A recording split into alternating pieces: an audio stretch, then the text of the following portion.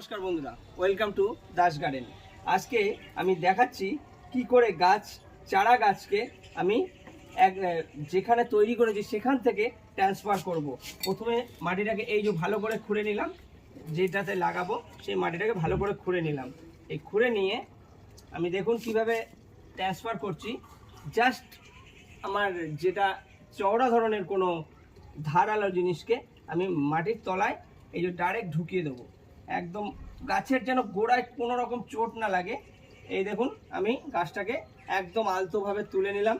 তুলে নিয়ে আমার যেখানটায় রেডি আছে টবে যেটাই বসাবো সেটাতে আলতো করে রেখে দিলাম।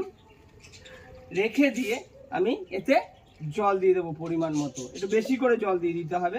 জল দিয়ে দিলেই হয়ে যাবে। একটু জল স্প্রে করে দিতে পারেন, আরও ভালো হবে।